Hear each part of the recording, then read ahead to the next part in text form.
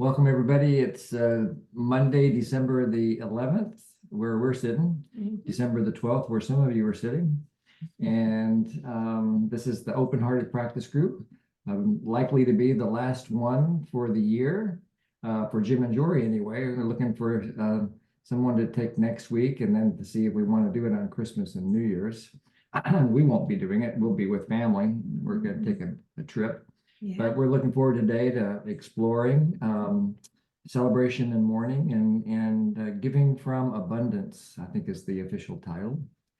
And as we mentioned for those who have been here for a few minutes just hanging out, I'm not feeling so great, both emotionally and physically. I've kind of got a migraine headache happening today, and so I'm a little bit low energy. So if I seem like I'm a little bit off, it's because I'm a little bit off.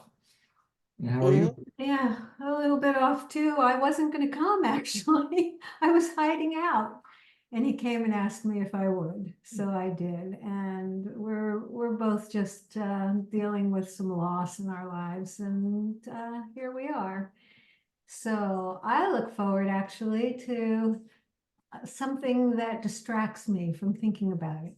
Yeah. We'll go from there.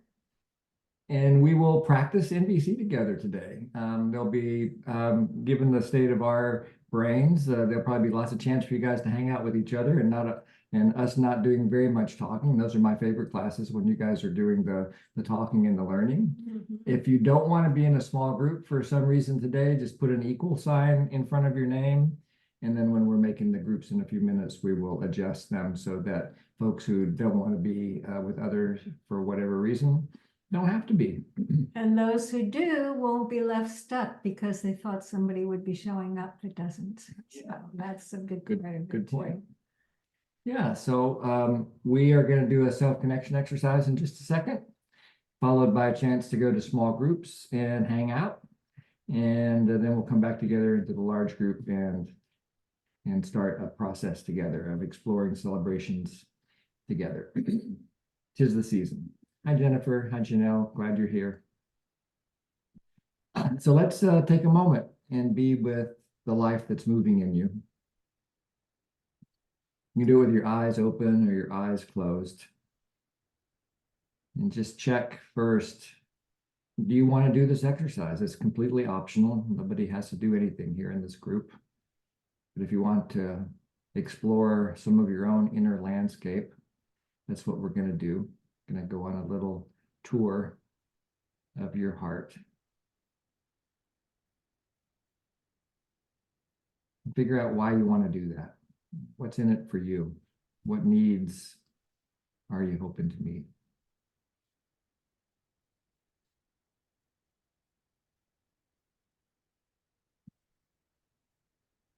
And we're going to practice some presence today. So if your eyes are closed, go ahead and open them. And we're just going to do this for a minute, then we're going to play a song that Kay has offered us. We're just going to get grounded first. And so just look around and orient yourself to your own environment. You can let your eyes go wherever they want to go.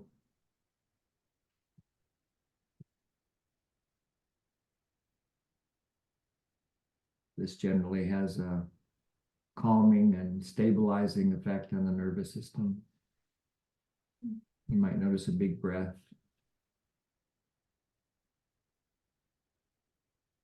And when you feel like that part of the practice is finished, you can close your eyes and just listen. Listen to the songs and your sounds in your environment.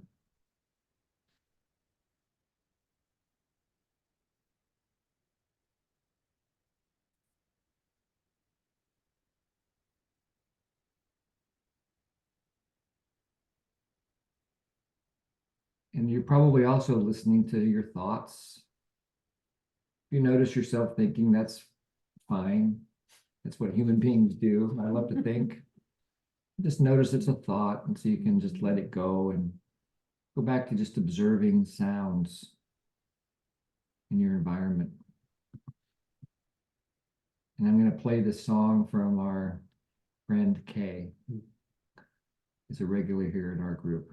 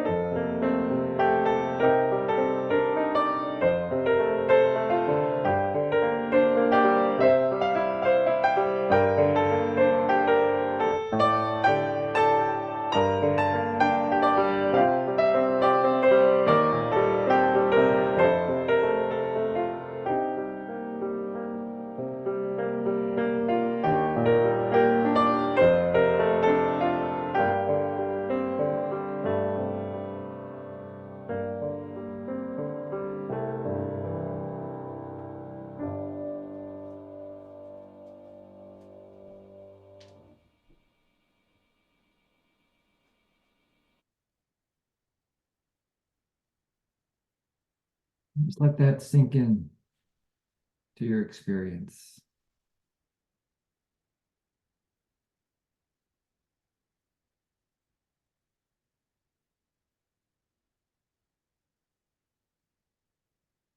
Check your body. See what sensations and emotions are alive in you.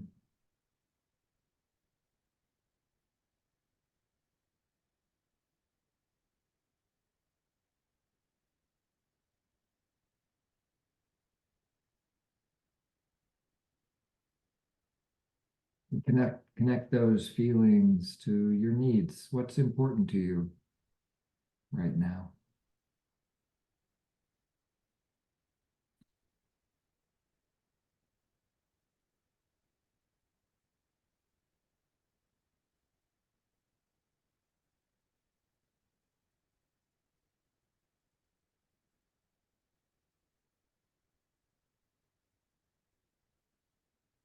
And what would you like to happen next? If you could rub the magic genie and make a request, what would you ask of yourself or somebody else?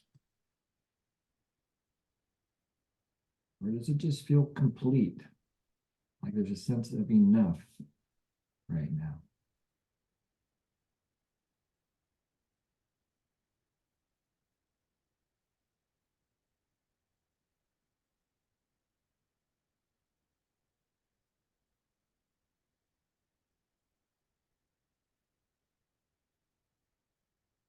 Before we go to small groups, I'd love to hear from you, Kay, about how you are right now, having shared this music with us.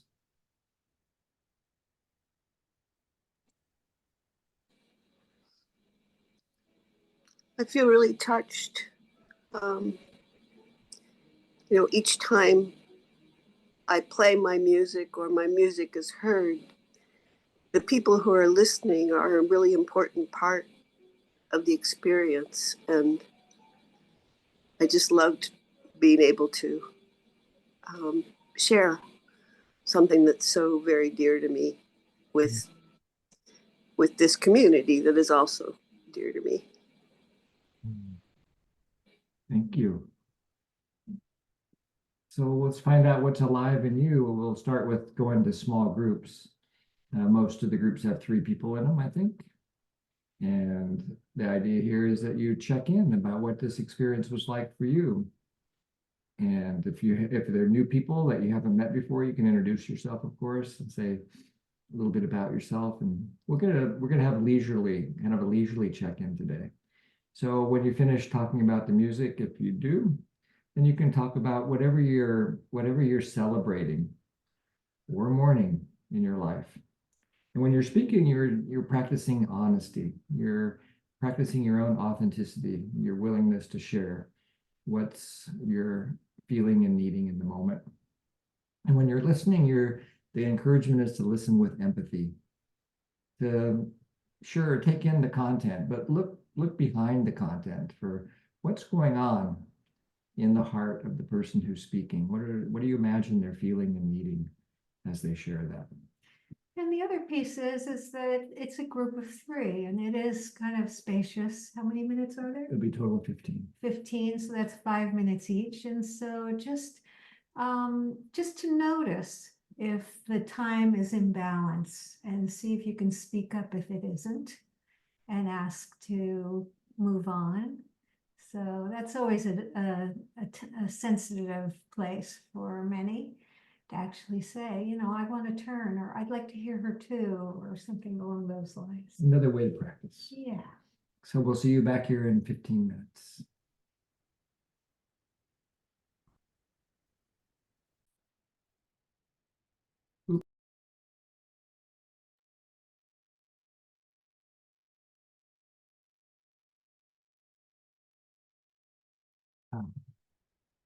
Thank you. Mm-hmm. So now I'm so curious to find out what feedback you have for us and for Kay, to hear from some more voices. For me, when I listen to the music, I just found myself really relaxing and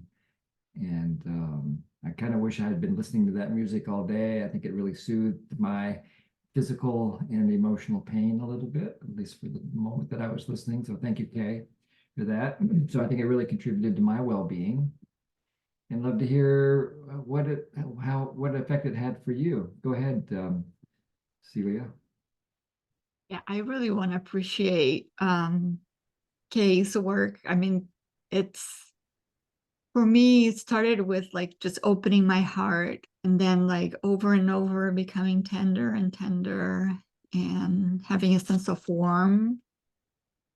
So thank you for doing that. I mean, sometimes it was like magic. It was like magic that opened my heart. That sometimes, it's hard to get there. And I really want to appreciate Joy and Jim for offering the opportunity to just listen to music and not do anything else. Not dancing, not, doing the dishes. It's just like that made it super special. And I'm grateful that we got to honor Kay in this way. And we're so gifted to have her. Thank you. Thank you, Cecilia. If you'd like to be heard, just raise your hand. If you don't know how to do that, there should be a button on the bottom of your screen. Go ahead, Elia. Oops, you're still muted, I think.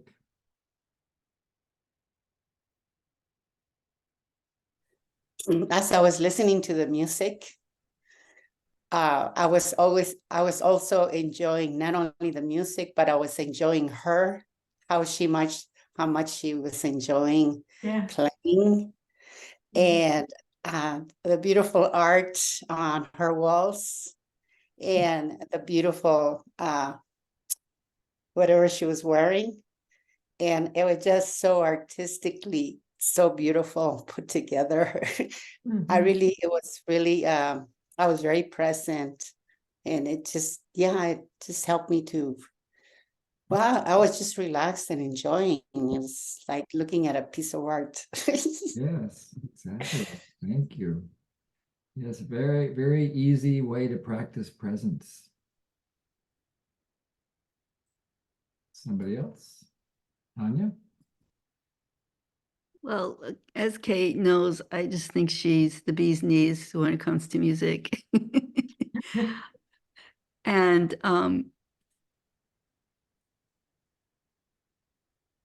the other thing that happened was as I'm listening to music, I'm just looking around at all the beautiful people who come, and I was just like, just going, oh, this is so great. Minako is here, and Lynn is here, and Frankie came. This is so great. And, just everyone. I was just, and I think it was the opening of the heart that came from the music that really, that just let me open my heart and really savor being with everyone. So it was really enjoyable that way, Kay. Thank you. Sweet and savory your words too, Tanya.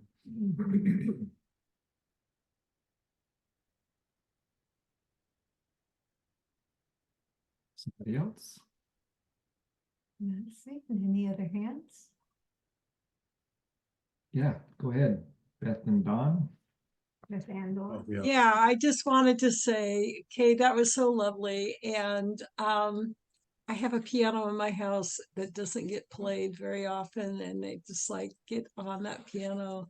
I just love your music. It's just you play so easy, and it reminds me of a little stream of water. So refreshing and so healing. And thank you so much. It was absolutely lovely. And we were on the first group, and unfortunately your computer shut down on you, but I just wanted to say that. Thank you so much. It was just absolutely wonderful. Thank you. And Lynn?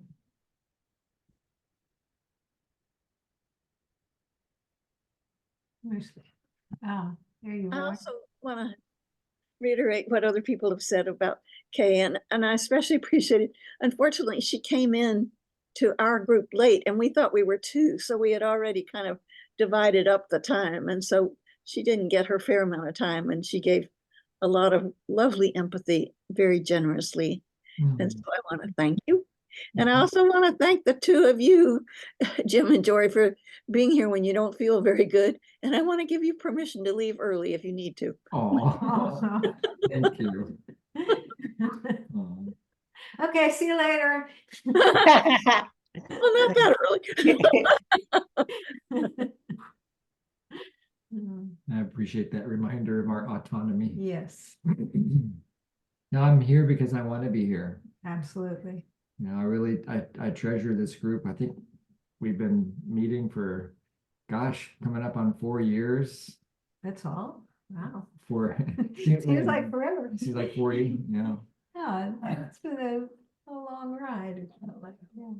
No plans to stop. It's meets a lot of needs for us and apparently for other people, because we get about between 30 and 40 people every week. So it's not always the same people. That's also fun. It's like a big community, and that people kind of come in and like get a taste and then leave for a while and then come back. It's just really a sweet sense of coming and going for me. Yeah. And Kay has her hand up. Yeah, go ahead, Kay. Go ahead, Kay. I have an invitation. I've been moved to, well, I've heard so much pain and fear and uncertainty around what's happening in the world situation in Israel. And so I've been moved to do some musical offerings. And so I'd like to invite you to one which is December 17th at 3 p.m. Pacific Standard. And I'll put my email in the chat. And if you're interested, then I'd be happy to send you a link. I play, it feels like music brings me hope and comfort. And that's what I would like to extend to others. Thank you. Sweet, Thank very you. sweet, thank you. We need hope and comfort right now. Right. And Allison, is that a hand that went up? Or did you change your mind? I think it might have been an No, inadvertent. her hand's up. No, that's Juliana. Go ahead, Juliana. Oh, yeah, you were. So, okay, I just wanted to tell you every time that, you would talk about your music, I would always feel, I wish I could hear your music. And this is the first time I'm hearing it. And I wanted to just speak to you and let you know how beautiful it was and for me. And it literally lifted my heart and my spirit upwards. And as the notes kept getting higher and higher, I was just being lifted up to have into really into a really higher place. And and the power of music. Thank you. And first time I'm connected, speaking to you also about it. I'm so grateful for this opportunity. Thank you. Thank you so much. Thank you, Juliana. And Carolyn?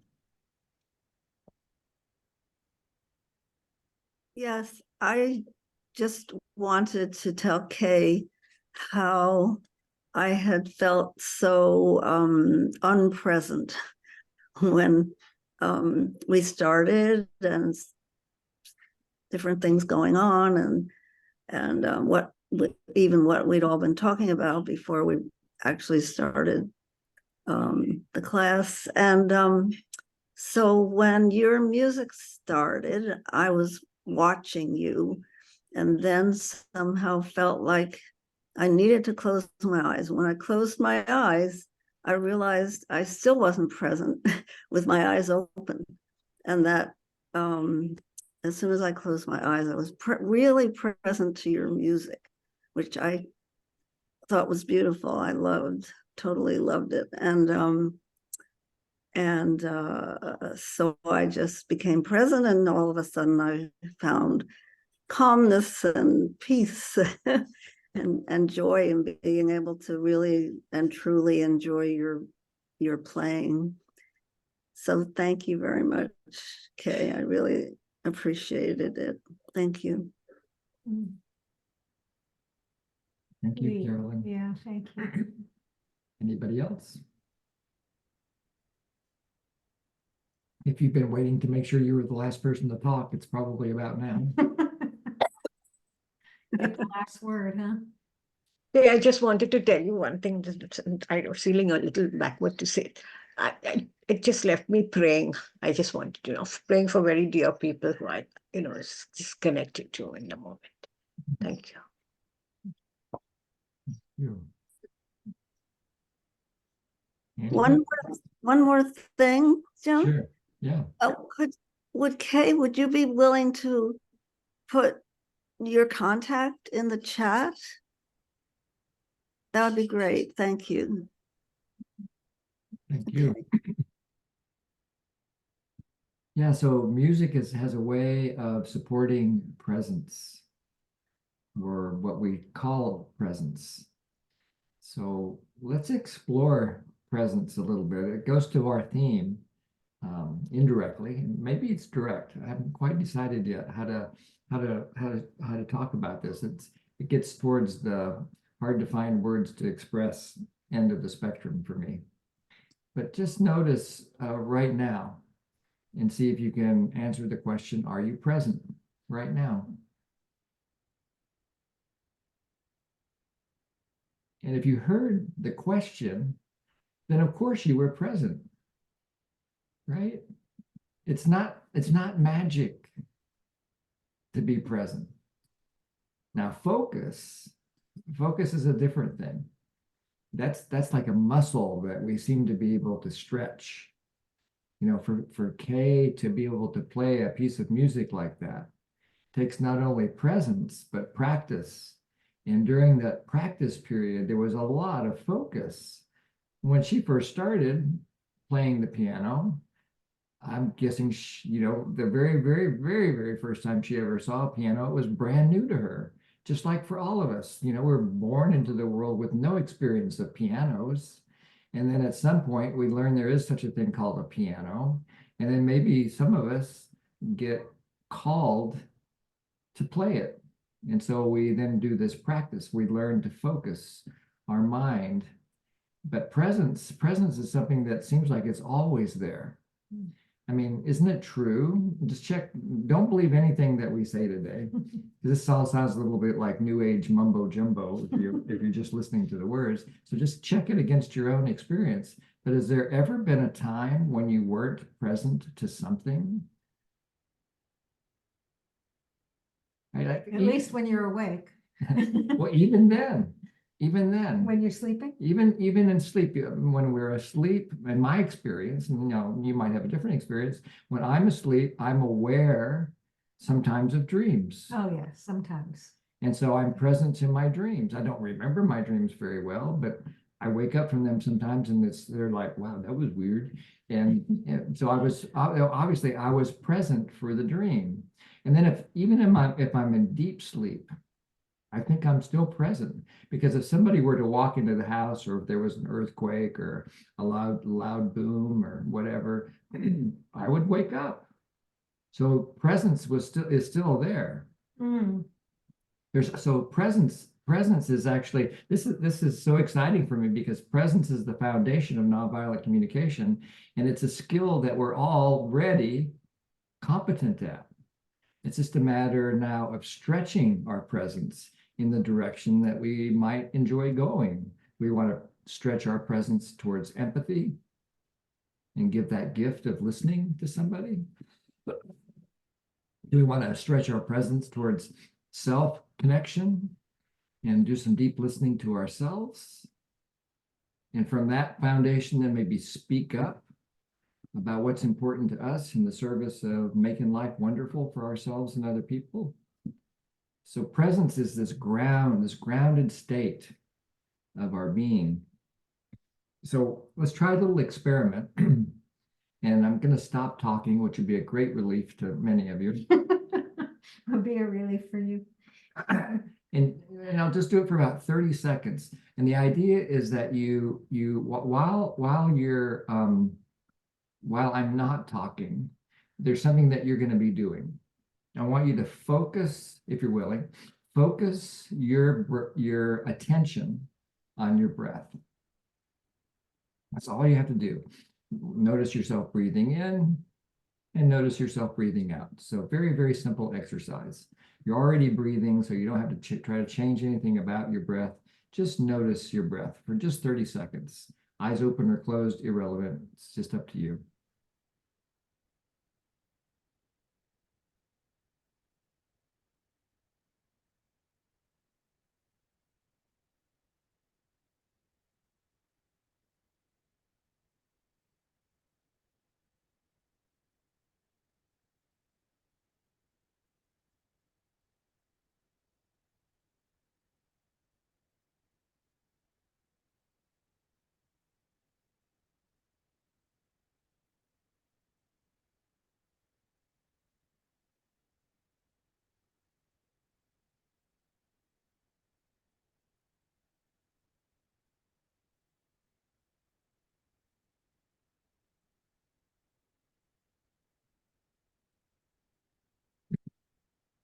So how many of you were able to do that, to pay attention to at least one breath? Yeah. But see, nobody had to teach you how to be present. What else were you present to during that 30 seconds? Did anybody else notice something besides your breath? What did you notice? You can put it in the chat where you can speak up. Sensations, body sensations. Yep, me too. I noticed this pain that's been bothering me in my neck. It kind of got a little louder, then it got a little softer, then it got a little louder. So yeah, I noticed that. Sensations. What else? I went to sleep. Ah. And And then when you started talking again, I woke up. Yeah. So you notice some part of you noticed that you woke back up again and you got a little rest. Mhm. How nice. Yeah, it's not working. Oh, what happened to our mouse? I don't know. Okay.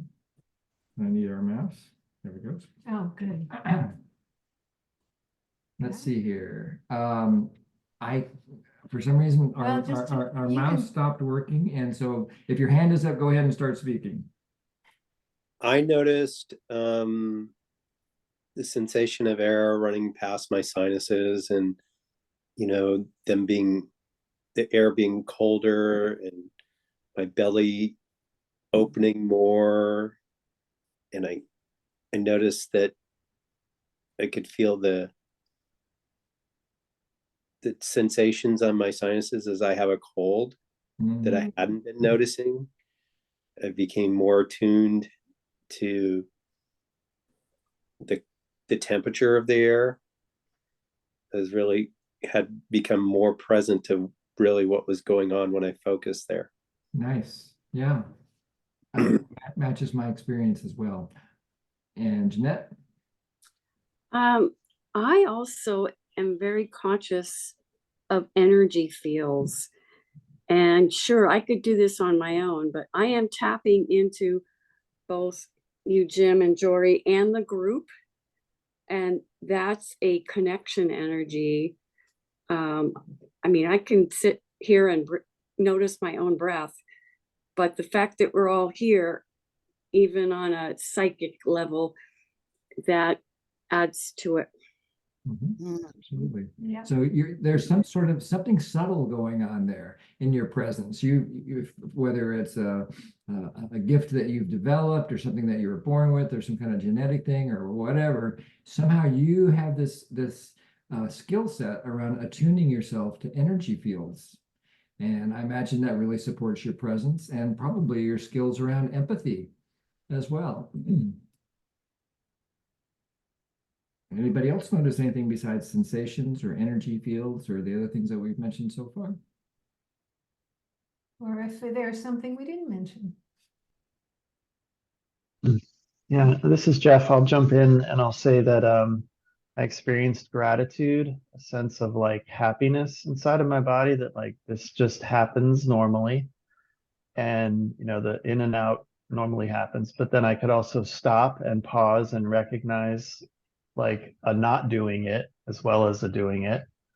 And then I really have been focusing recently a lot on breathing and the idea of like breathing in is like a balloon that gets some tension and pressure, and then breathing out with the relaxation that can happen in my body. And so I felt that even tonight practicing. Nice. Can I say something? So, Please. Jim, it was beautiful. I kind of just felt my thoughts actually slipping away, and just a deep feeling of relaxation, deep feeling of, almost like I wanted, I was going to sleep, like, my mind just switching off. So beautiful. Yeah, thank you. You're welcome. And Sophia writes, I was remembering the meditation I did in the morning meeting, intermingling with the plants.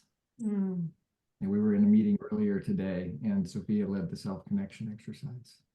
And Janelle writes, a mantra that I chant during my meditation normally started up inside me unconsciously. Doesn't sound very unconscious. It sounds like you were aware of it, but I know what you mean. Yeah. It started up automatically.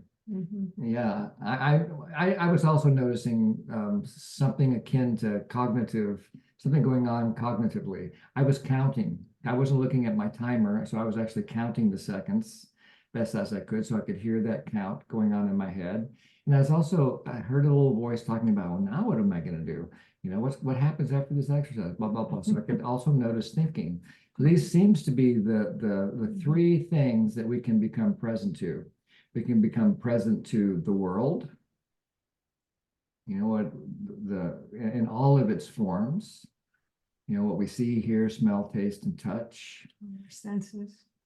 we can become aware of sensations and emotions, the body. We can become present to thinking. So those are the only three channels that I think we've got, is the world,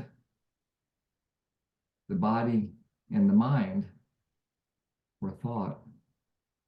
And so with just those three elements, what a rich life we have available. How much pleasure and suffering we can create for ourselves with just those three channels.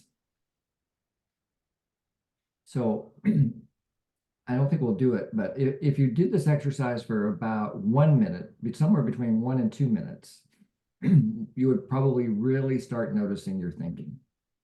The mind kicks in, and this is an automatic process that happens in your brain. It's called the default mode network, the DMN, default mode network. And when your brain's not focusing on something else, it gets busy with all the things that it's working on.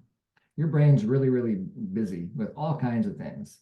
So it's thinking about what you're going to have for dinner or breakfast or lunch, or the errands that you've got to run. It's still processing things that might have happened yesterday, and all this stuff's going on, usually in the background. And then when we relax our focus, then we can become aware of those thoughts. And a lot of people think that we should try to get rid of that. I don't.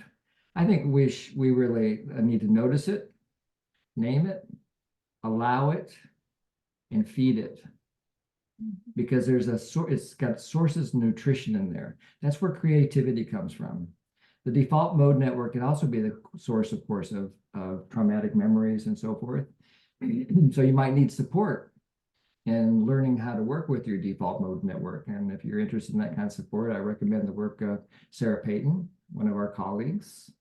And there's lots of work being done right now to support people in working with trauma. Mm-hmm. Yeah, I'm aware of just noticing that it's happening. We either get a choice to allow it or resist it. Yeah, or ignore it.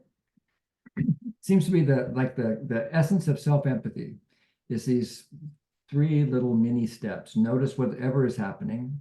You're present to something. Notice what it is that you're present to. Then name it for yourself.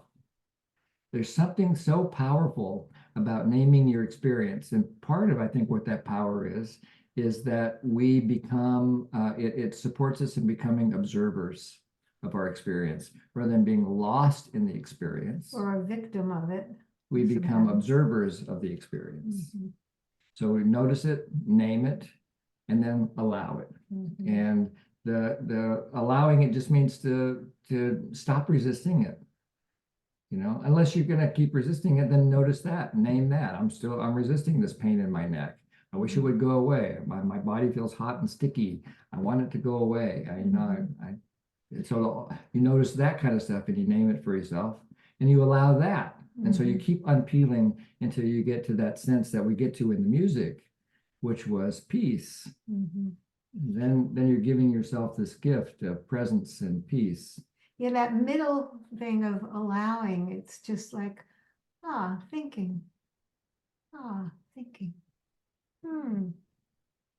That's how it lives in me when I'm watching and when I'm in that, when I'm observing.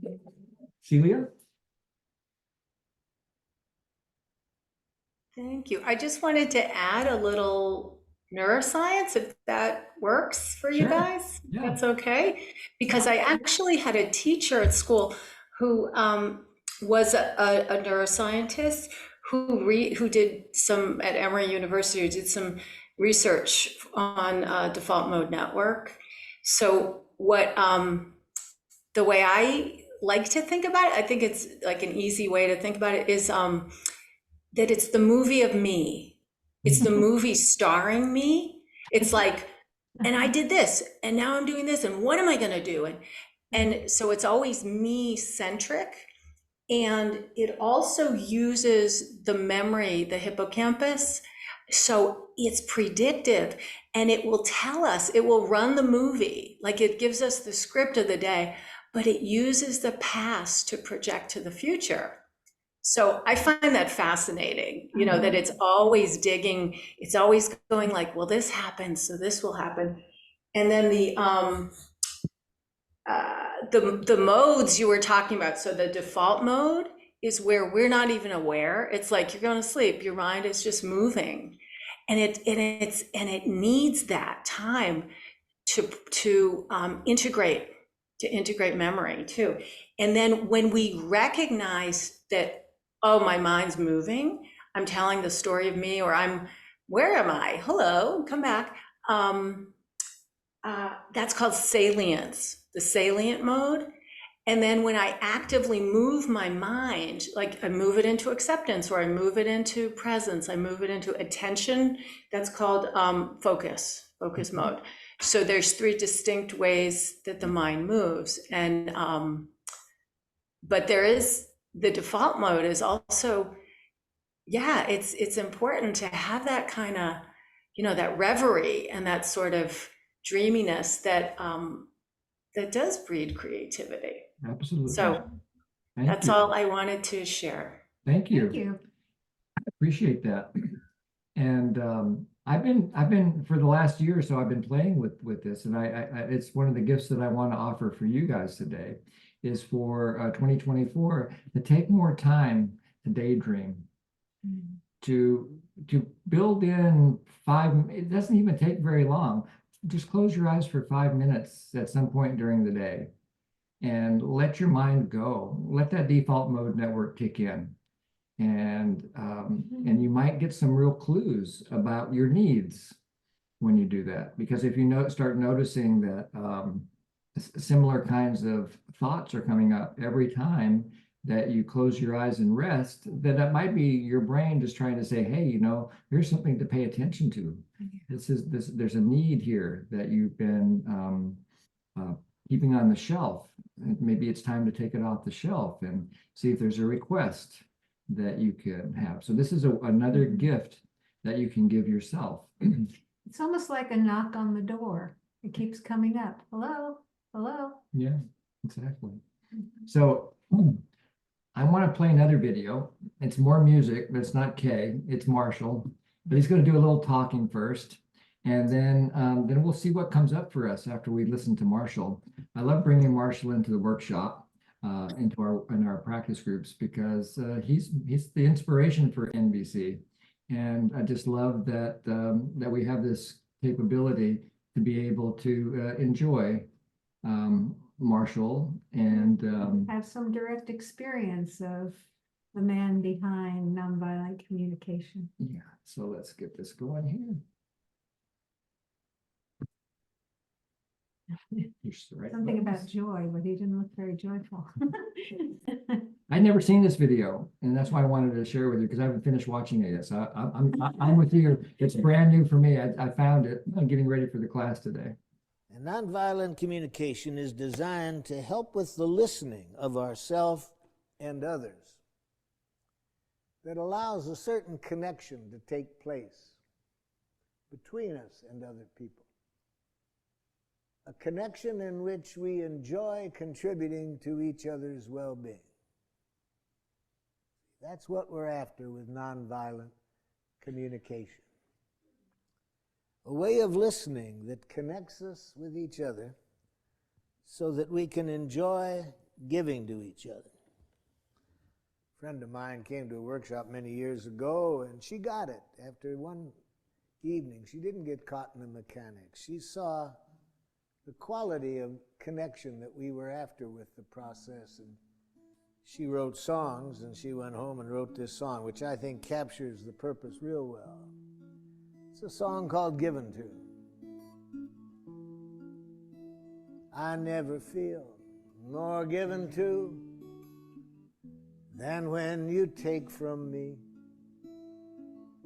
When you understand the joy I feel giving to you. And you know my giving isn't done to put you in my debt. but because I want to live the love I have for you. To receive with grace may be the greatest giving. There's no way that I can separate the two. When you give to me, I give you my receiving. And when you take from me, I feel so given to.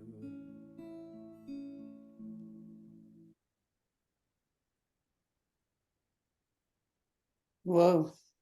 Yeah, so let that in, just let that in for a moment. I'd actually like to encourage you to take 5 minutes to be with whatever comes up for you. Maybe write it down, do a journal entry, and I will see if I can find the lyrics. I'll put them in the chat.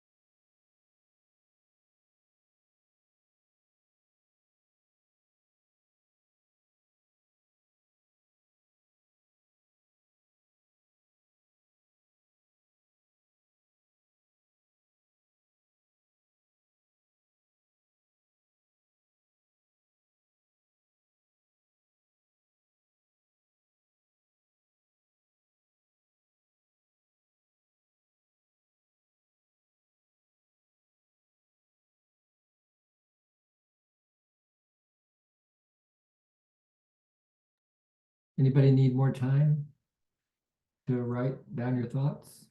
If you do, you can just put up the number of fingers that you want, or minutes.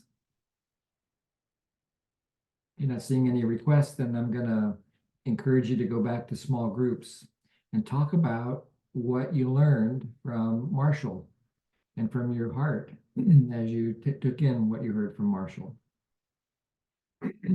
And so we'll again do it for 15 minutes. And I see your request, Jeff. I'll put the link in when you get back. All right, so going back to breakout rooms, let's just check, make sure everybody's got at least 3 in there. Jordan's already.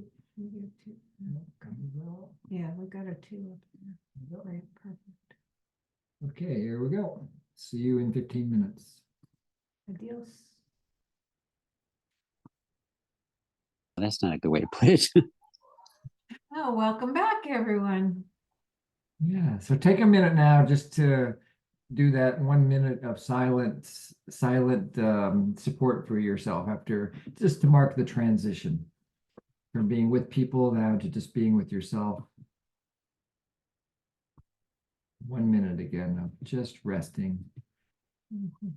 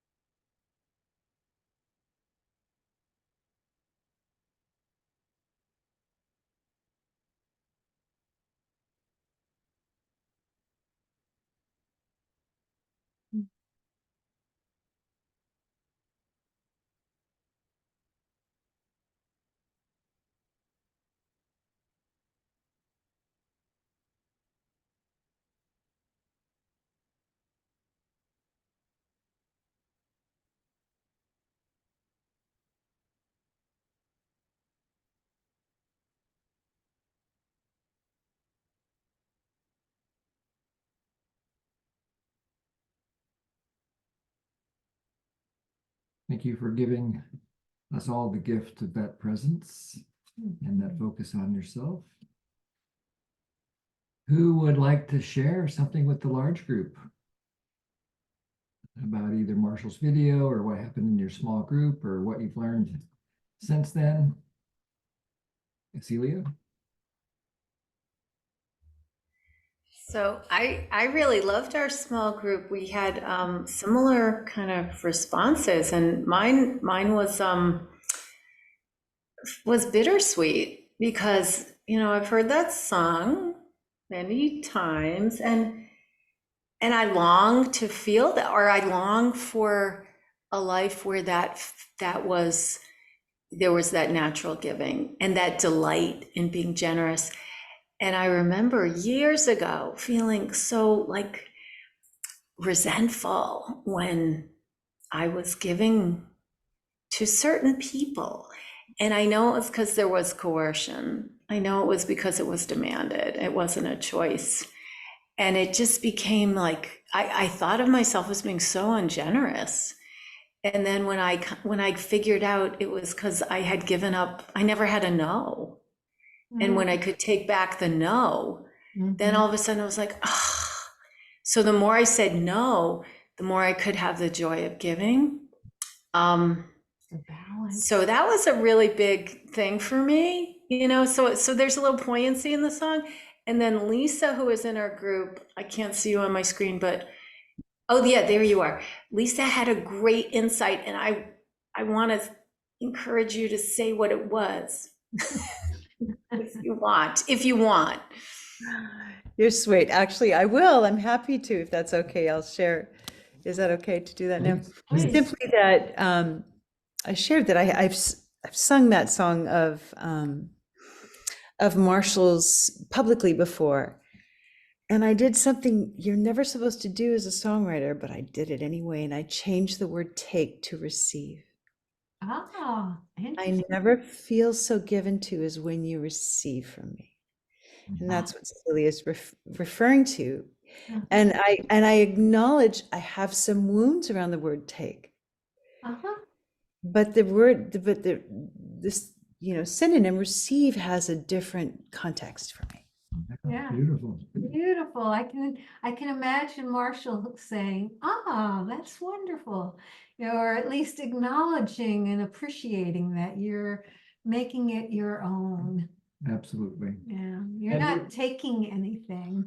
You're just shifting into yourself. You're receiving it. Yeah. I'm receiving it, provided I don't record it with the new words. Copyright. There you go. Yeah, I don't Yeah. think he would mind. Well, it's Ruth was a songwriter. Ruth was somebody, I never met Ruth, but I heard lots of stories about Ruth Bebermeyer. Oh, right. And she was someone who was an early adopter of NVC. And as Marshall said, to hear him tell the tale, she got it right off the bat. She just seemed to get this whole thing about natural giving. And so she had this ability to then channel her gift of being able to write songs, and then they became standards for Marshall, including this one. Mm-hmm. Yeah, words are windows. Oh, Yeah. thank you. Mm-hmm. Anybody else have anything you want to share about natural giving? Yeah, Tanya. Yeah, Tanya again.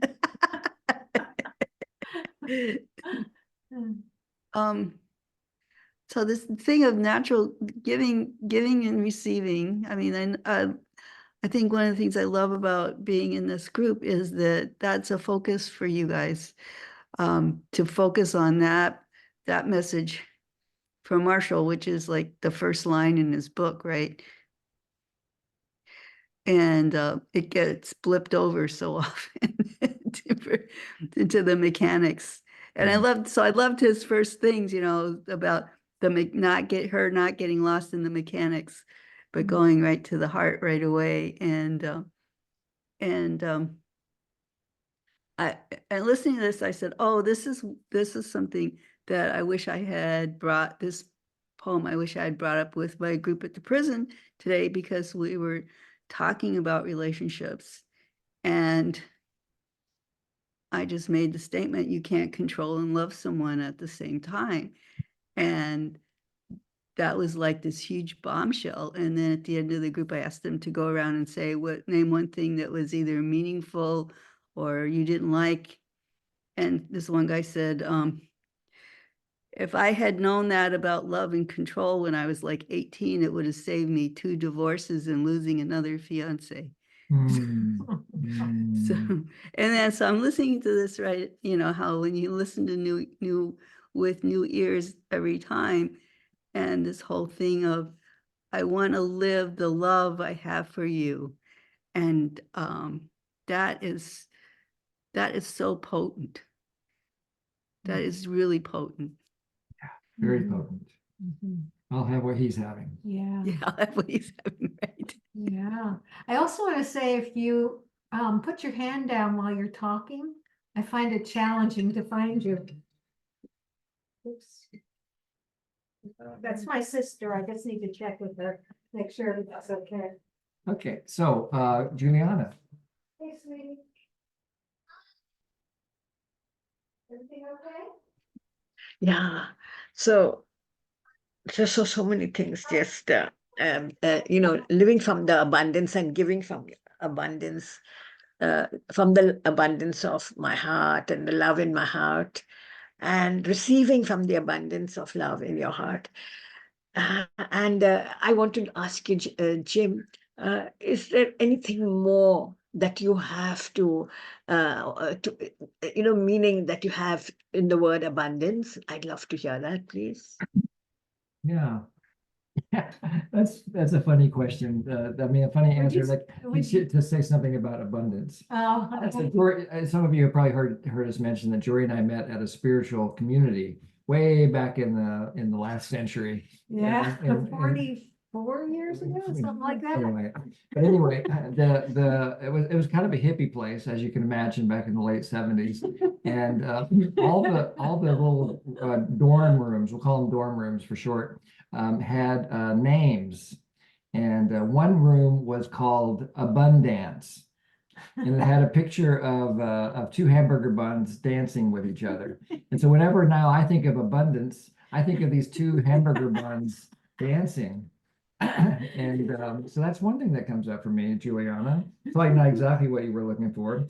What I'm noticing lately about abundance is it's a big leap for most of us to go from scarcity, which is where we live most of the time, to abundance. Is it's like a quantum leap. So what's in the middle between scarcity and abundance? Anybody have a word that would describe the middle ground between scarcity and abundance?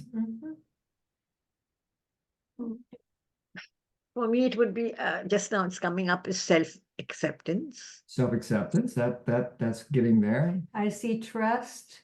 Enough. Enough. That's the word I was looking for. Oh, Celia gets it was the right answer. I Celia didn't gets the realize little that. star. Yeah. Because so I noticed that I'm able to give when I think I have enough. When I make the assessment that I have enough, then it's easy to give. When I have a sense that I don't have enough, I get tight. And I remember it was either our daughter or our son, I don't remember which one. It's probably our daughter. When she was very, very little, she was born with natural enoughness, natural abundance. And so she was one of those kids that would always share with other kids. And so if she had one cookie or cracker or whatever, probably in our case, it was some sort of whole wheat cracker. We were, trying to be good parents. And so somebody else, like her brother or a friend, wanted some of the cookie. There was never any hesitation. No. And I never sensed that it was coming out of anything other than the joy of giving, this total joy of sharing half of a cookie or whatever it was, and then be able to watch the other person enjoy it. Yes, you didn't even have to wait for them to ask. And sometimes, Just, and so that's what I noticed. I don't give gifts so much anymore, not like, tangible gifts. I like to find other ways to Oh, give. wait, it's my birthday. You're telling me I'm not getting a gift? Well, we kind of made that agreement several years ago. Okay. We got enough stuff.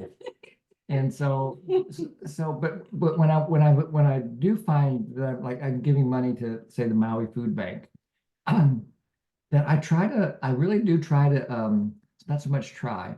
I notice that I'm able to give with enough, from the sense of enough. And then a big smile comes on my face as I write that check, or usually it's push the button on PayPal or Zelle or whatever these days. And so I think that's where it comes from for me, Juliana. It's to start with the experience of enough. Yeah. Thank you so much. Yeah. You're welcome. Yeah. Janelle?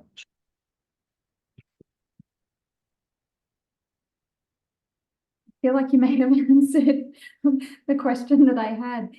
So I found that as I was listening, I find that this is the part that I struggle the most with intellectually, to really know that this sense of giving is the most fulfilling thing that I can do. And so I had to go into my experiences and kind of connect with them. And I found that I go running with my daughter at the moment, and she runs quite far and quite fast. And so it has this kind of cost to me, and I know how much it supports her. And so I do it, but there's this sense of it being quite strenuous. And then this morning, I've sat with this for probably 6 to 8 weeks. I've really struggled with it. For Christmas Eve, I spoke with my former husband and made sure he really knew that he was invited to share the evening with us. And what I noticed is how expansive I felt. And so it was like I'd had this experience. And in this case, there might be some cost on the day, discomfort, awkwardness. But in the present moment, there wasn't. It was this genuine willingness to, be inclusive at an important time of day. Yeah. And so I loved what you shared about where my energy is coming from when I'm feeling like there's a cost to me giving. I carry that with the giving almost. Yes. Yeah. Yeah. So thank you. That was beautiful. That makes a lot of sense. It's another, for me, it's like another, not this information I borrowed from George Kinder, who wrote a book called 7 Laws of Money Maturity or some such. And he makes a distinction. He's talking about money. He's like a financial planner kind of a guy, but with a Buddhist perspective. And he talks about as we grow into money maturity is what his term is, that there's 2 stages of money maturity. And where we often start is scarcity. We start with everything has a cost, and I don't think I have enough to be able to fulfill all these needs. And so, but I give it anyway, and then I feel resentment, and the whole movie. And that once we gain some sense of self-awareness, self-connection, and choice, then we see that we're making a conscious exchange. That's the first step in money maturity. It's just and we talked a little bit about it last week. This is like giving by the book. So if the bread at the store is marked $2 or whatever your kind of money is, You're old school here, huh? yeah, okay, $5, and some product that costs $5, and I've got $5, and I exchanged my $5 bill for this product, then that can be done with a quality of joy, because it's clean and conscious, and I see that I'm part of a much larger interdependent system. And then, but there's a place that I think NVC can help us get to, which George calls aloha. And of course, aloha being the Hawaiian word for we breathe the same air together is the literal meaning. And so now we are living in the reality that I can't really give to you, period. I can only give to myself. So when I give you a gift, like this practice group, for example, we never charged for our practice group in 25 years. We have never, ever charged anybody a penny for the practice group, because I'm giving it to myself. If you guys get NVC and carry it into the world and create one peaceful moment, then that more than settles the score. That's aloha. And that's where I do my best to live my life from, is compassionate giving. Marshall called it compassionate giving, where my giving is coming solely from the joy of giving to myself.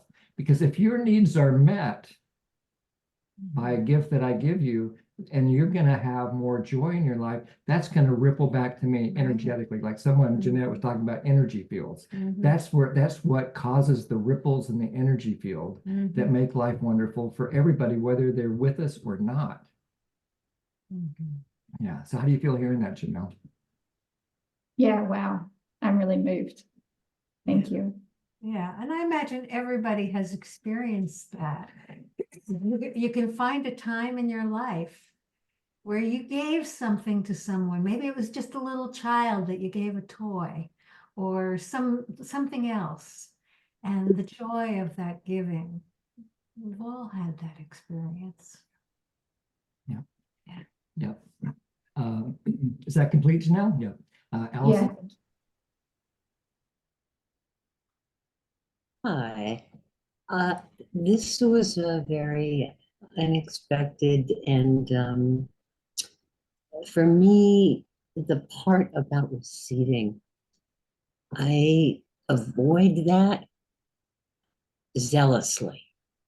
I mean, I think I've had a big wall around receiving that has become invisible to me. And so for that to emerge in Marshall's song and some of the things that you shared, Jim, and I realized that I really hold receiving as indebtedness. And so this description of experiencing receiving as with joy and enthusiasm and all that are the natural things. So when somebody does something nice for you, that's the natural response. And it never occurred to me that that response of enthusiasm and appreciation and joy is learning how to receive in a good way. And I have so much I am the worst I'm keeping the score. And if it looks like, all that stuff we were taught about being a good person, and I think I'm quite sure somehow it didn't come from Jesus. But we should be giving. And if you receive, that sort of makes you not a good person. So I had a lot of garbage in there, and a lot of confusion, and a lot of constriction. So I'm very and in the small group, it was so tender and heartful for me that other people shared the same thing. It must be that stuff I call cultural compression. That's not the truth. It's not the truth. It's not the truth now. But here's the part that I think will increase your compassion. Here's the part that I think will increase your compassion for yourself. It's this inability that we have to receive or to give, which are the two sides of the same coin. It comes from the idea of scarcity, right? We don't give because we don't think we can afford it. Because the world is scarce. And that is actually the way it has been for our species for 200,000 years. And for all other animals on the planet, it's a pretty much a struggle every day to make sure that the scarce resources that are available, that I can find enough to survive until the next day. But now, because of the Industrial Revolution, which came at a dear cost, we actually live in abundance. Nowadays, more people die from too much food than not enough food. People still die for both reasons, but more people are dying because there's too much food. And the reason we keep going for more and more and more and more, even though we don't really need it, is because we're still living out this scarcity loop that's deep in our genes. And so it's okay to love yourself with scarcity. That's really the very first step. It's okay to make it hard to receive.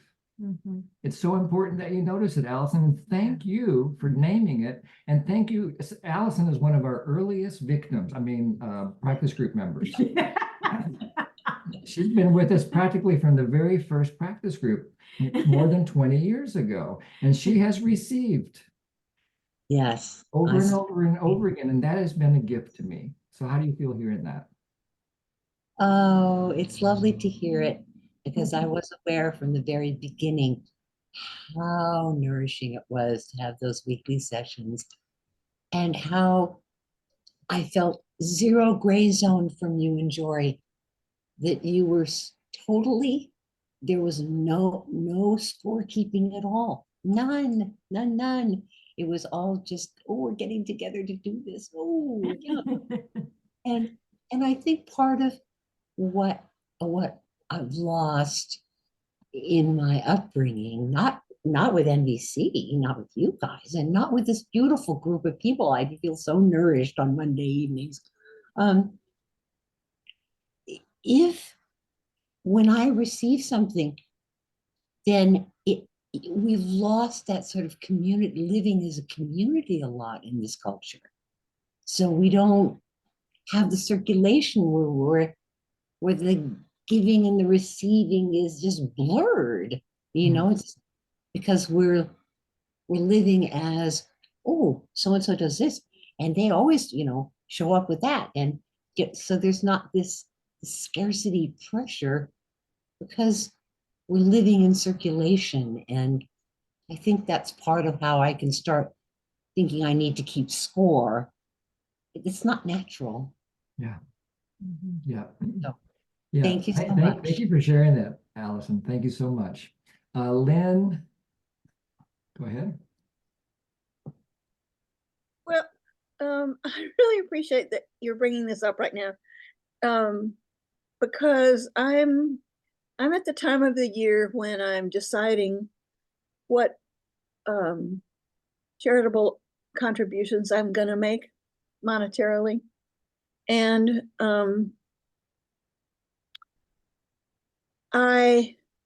there's a part of me. So I feel like I've been very lucky in my life that I was able to go to Glacier Bay, Alaska when there was no one else there for 45 days and paddle the whole perimeter of that. And all I saw were bears and whales and seals and all these birds. And I had been a backcountry ranger in Yosemite where all the animals were just used to people and they ate your food, and it was still nice to see them in some way, but they weren't wild at all. There was no way you could imagine that they were wild. They had just been around too many people.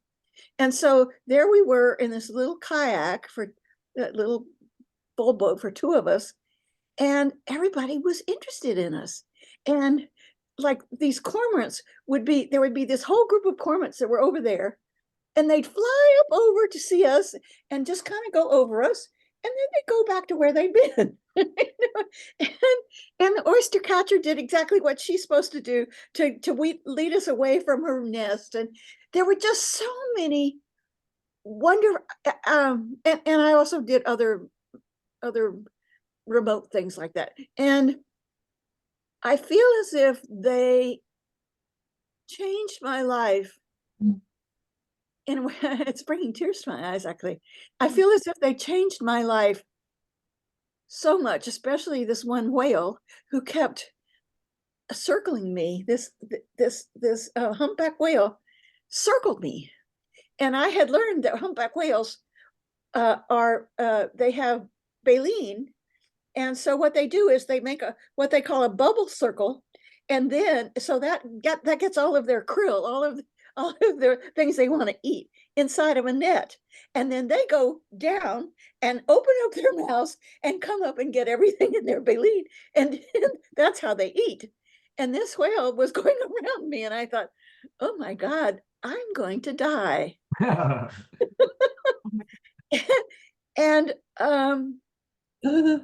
But he or she, I don't know which it was, did make a bubble net around me. But then something stopped her. And she came up and looked at me. And I don't know even how to describe how wonderful it was, but it was like there was this creature that was really interested in who I was and had absolutely no desire to hurt me, and who gave up his or her krill in order to see me.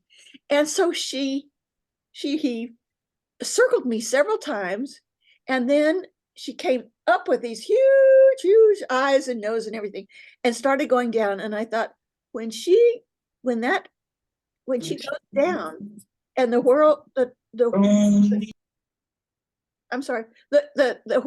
tail hits, I'm going to turn over. And we'd already practiced rescues, and we'd been told that in Alaska, in Glacier Bay, we would have 3 minutes to survive, because it's actually it's sea water that's cold enough to keep icebergs. so this was a very serious thing. And then this whale, this huge thing, went up and up and up, and then went down, down. And at the last minute, it flicked its tail, and it went in without a ripple. So I want other people to have those experiences. And so I contribute to a lot of these environmental organizations. But every year I worry, like, okay, if I give this much, am I going to have enough to live next year? You know, there is this sense of I'm giving because I have a real vision, but I'm also worried that what you're saying about scarcity, and I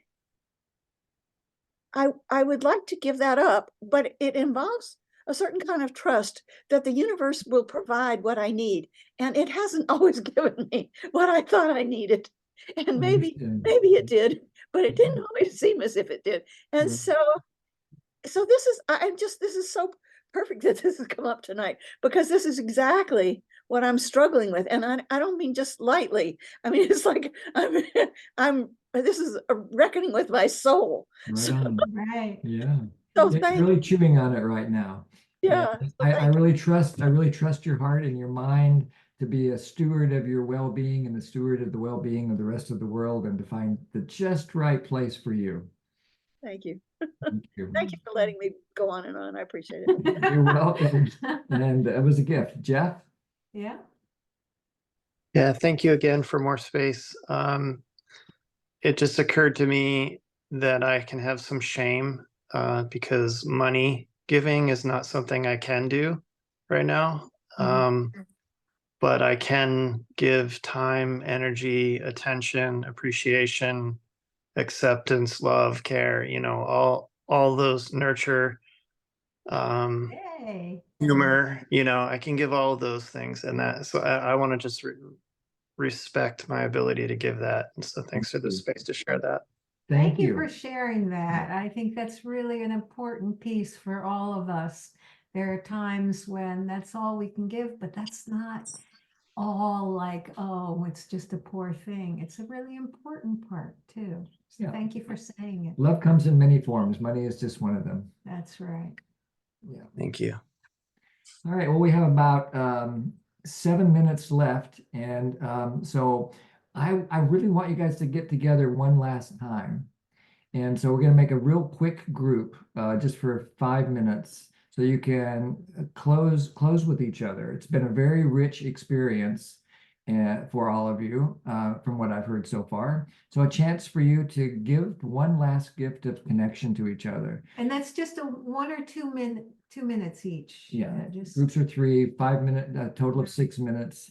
And so there's a chance just to fulfill the giving and receiving that's alive in your heart as we close the group and check out with each other. Then we'll come back here and say our goodbye. Yeah, this is your checkout. All right.